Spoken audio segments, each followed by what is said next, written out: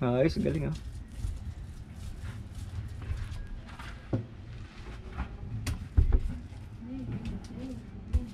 Ayan oh. Tatlong patak. Patak-patak lang oh. Yun! Ang patak mo naman ay oh. Talagang patak mo ya. Patak lang. Ardiner po yun, ardiner. Yun yung magpapatigas ng resin. Kaya bigyan namin kayo ng ideya. Dito sa sukat na ito, ito'y 30 mil ang isa. Ayan, 7 po ang haba niyan, 3 ang taas. Saka hindi maninipis na fiber mat ang gamit yan. Oh, yung makapal na fiber mat ito. Kung makakapal yan. Yun oh. What's up guys? Yan, kape tayo, kape. Tanghalian tapat. Dito pa. Yan. So ito po yung bodega ng bangka. Abot na ng sako. Karton. Naka-fiber na siya. Mamaya po yung malalaman natin ng detalye kung magkano ba ang singilan nila dito paggagawa ng fiber sa storage. Yun o. Lalatag ng fiber mat. Last na patong na po yan, pang 3. Pang 3 na ba yung Kajong? Ayun, 3 nga, last na.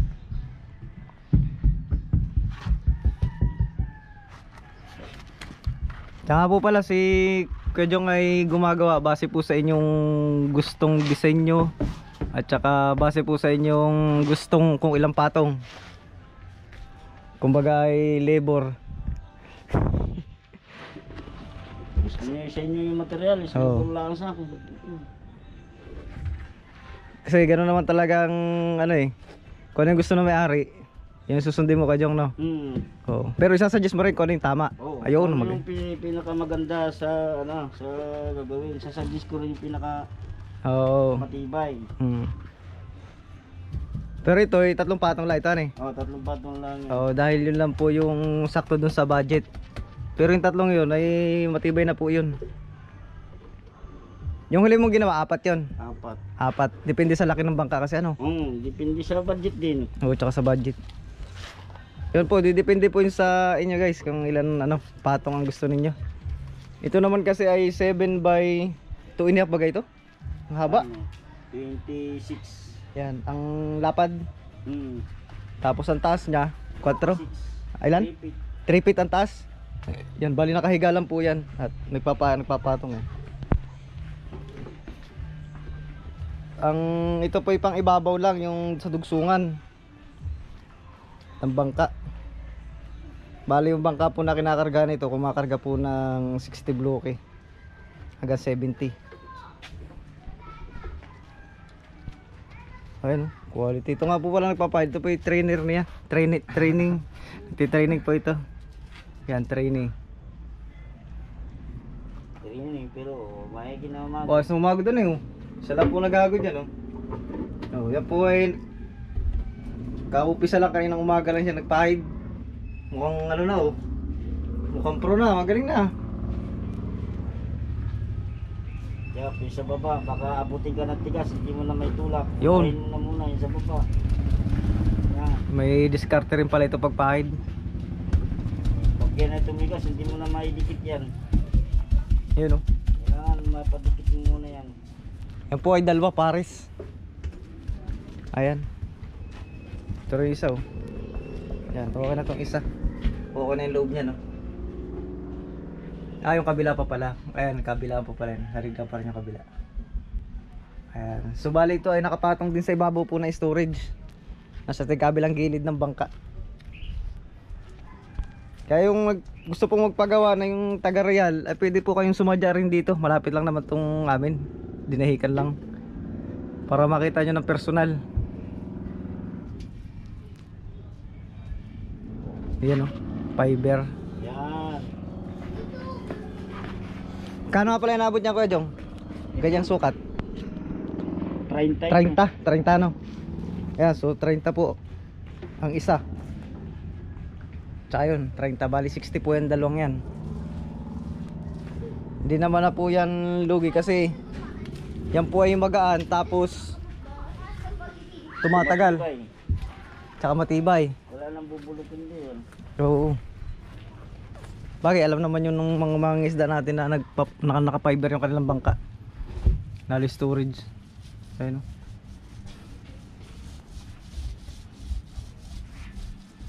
Magaling na humagod tong trainee mo ah. Alam ng ano. Yan, pag final coat po pala ay kinakapalan na kaagad yung ano. Halos hindi na makita yung fiber mat. Ayun, no? Ito, final. Final na to Kajong, no? Ayun, no? Ito pong kalahati, final na po ito. Lahat ng puti dyan, pag dublihan mo na, wala ka na makikita ang puti dapat. Ayun, no? Talaga palang makapal dapat, ano? Pag kayo tumigas, wala nang kwenta yung ipapatong diyan.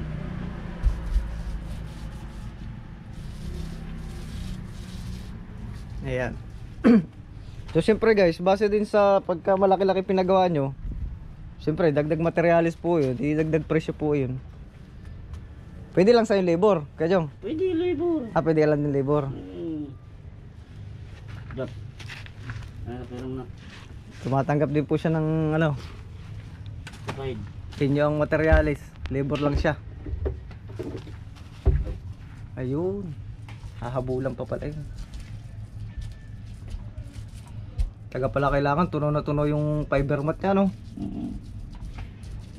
Sa dugsungan, kailangan sa dugsungan ay dikit na dikit. Oo. Para di magbukat na. Para tagang nakaunay na siya, no? Mm. Yung kala may buo talaga siya. Wala ka nang makikita ang dugsungan.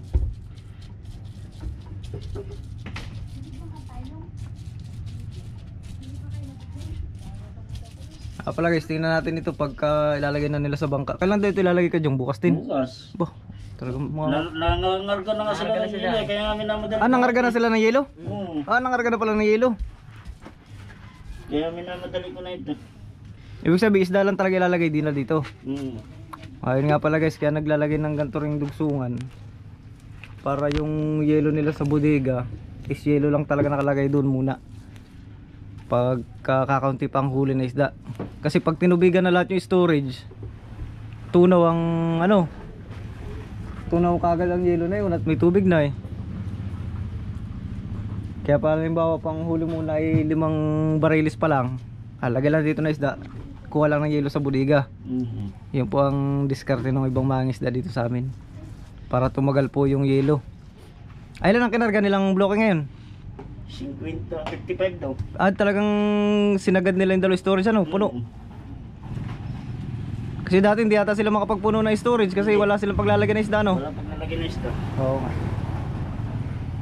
Ayun. Ito may malalagyan na sila kagad ng isda. Oo.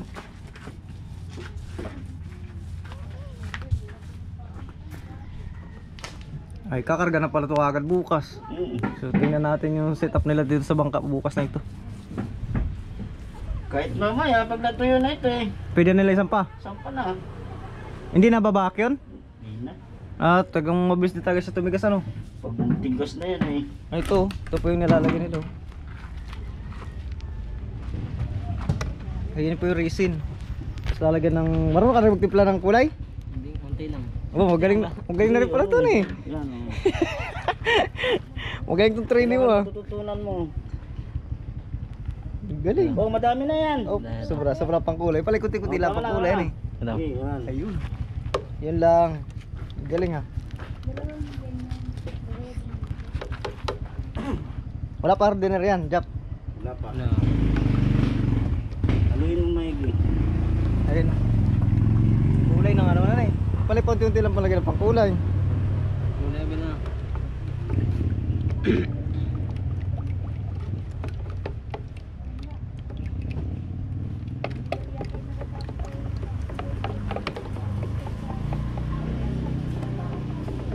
Ayun, kulay na. Ang galing. Orange na rin na. Yan ganyan, marami rin kulay niyan. Lahat ng kulay meron din. Kompleto din. Kung anong gusto mong kulay, sige, maglagay ka lang doon. Pero sa bangka naman kasi tagang orange lang eh, no? Sige daw. Oh, makinig ka muna. Makinig ka muna, distraction. Gano'ng karami? Ayan, mga kalating litro. 3 patak. Patak-patak lang, oh. Yun! Ang patak mo naman ay, Talagang patak mo ya. patok lang. Hardiner po yun, hardiner. Yun yung magpapatigas ng resin. Boy, kailangan pala madalian talaga rin din eh.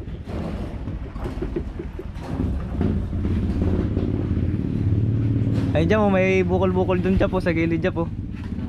Oo.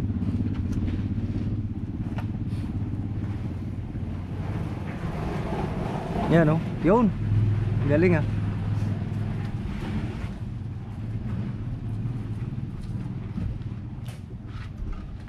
Kailangan pala, klarong-klaro na, final na pala yan. Pero huwag na ito mag-finish si Jap-Jap ah. Oo. Pwede na. Hindi lang sayaw ang alam. Yun. Para pagka walang sayaw. Pag walang wala si Tito, di ikaw na mangontrata. Oo. Hindi, pag nabili ka ng materyales, ano eh? Oo. Tuloy lang siya sa gawa, ako nabili. Ay, patutuloy mo na ito sa isang kontrata. Oo, kasama. Ah, galing nga, walan dyan. Magkakaroon pa ng helper yan. Susunod siya naman may helper. Galing, dahil bibili ka materyales, ano? Siya naman mag-ano. Ayos, galing ah.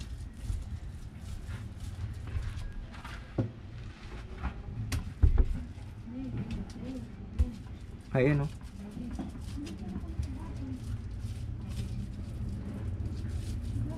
Ayos. Pwede na. Pwede nang iwan. Sa araw pa lang yan ah. Madali pala matuto ito eh. Araw ko lang. Ayan guys, oh, halos hindi nakita yung dugsungan oh. Pero kunting ano pa yun, kasada pa.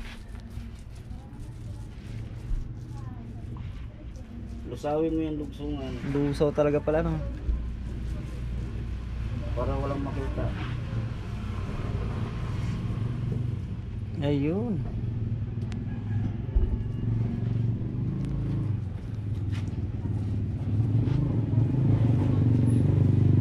Ayos na eh. Trabaho ay quality, hindi quantity. Oo, quality. Pag quantity lang eh, wala yun. Kailangan parehas yun. Kailangan quality para uulit. Lalo sa pagpagawa ulit. Oo. Pagka quantity, isang gawaan ka lang, wala na pagpagawa ulit. Pero yung ginawa mo doon kay Kali, di pa nasusubukan magkarga ng yelo ano? O, tinisting namin lagyan ng tubig. Wala man tilas. Ay, wala na yun. Sure. Una yun. 4 na patong yata eh. 4. Depende rin talaga ni sa may-ari.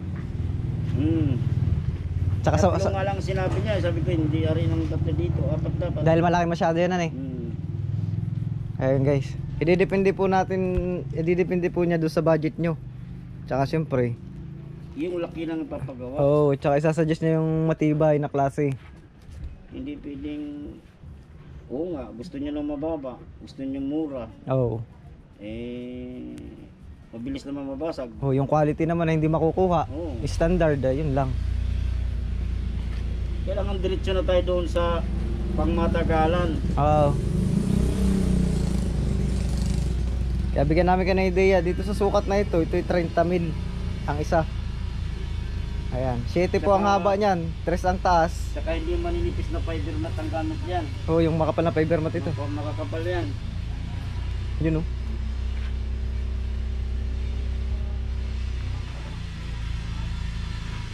Yan. Quality jam ah. Ay, hindi na po halata yung dugsungan oh. Magaling na palang pagpahid dito. Marunong na. Marunong no. Isang araw pa lang. Diyan pa na to. Sabi Jap-Jap, basic lang. Parang nagpipintura lang ng bangka. Ayan. So yun guys, sa lahat ng may gusto ng fiber, so message nyo lang po ako dito sa aking, siguro kung Facebook page na kayo mag-message. Kaya lang dito makapag-upload doon na video sa Facebook page natin eh. Pero nakakatanggap naman siya ng message. Yan yung ating messenger sa Facebook page. Sa'yo na lang kamo makipag-ugnayan. Oo. Sa'yo na lang makipag-ugnayan. Oo, sa aking Facebook page. Kahit hindi tayo doon nag-upload, message nyo lang ako. Pero ano, Kasi dito sa YouTube di naman makapag-chat eh. Message lang din po kayo. Pati po doon sa isang subscriber dyan sa Real ang nagtanong. So talagang ano, pwede naman natin ipakita sa kanya yung bangka nyo. Malaki rin yung bangka nito eh. Yung nasa Real eh. pwede nating puntahan. Oo, pwede rin po natin puntahan. O kaya dito naman kayo nangangarga ng yelo, di tingnan na lang natin. Pag dito kayo nangarga ng yelo sa amin. Pag magpa-fiber ng budiga ng bangka, wala nang plywood dapat. Ay, loob ng fiber. Hindi, buo na yung bangka rin niya eh. Kumbaga ganito lang din ang kailangan niya. Dugsungan na lang din kailangan niya ba, pang ibabaw. Ayan, so binigyan ko lang po ng ideya. Ayan, ganyan sukat. Na 30 po. Pero kung may mura kayong materyales na makukuha, labor, pwede siya. Jap, ito balikan mo yan. So Dito, thank you guys. Tingnan mo ko. Ayun o. Ayan oh. Ayan, tublin mo yan.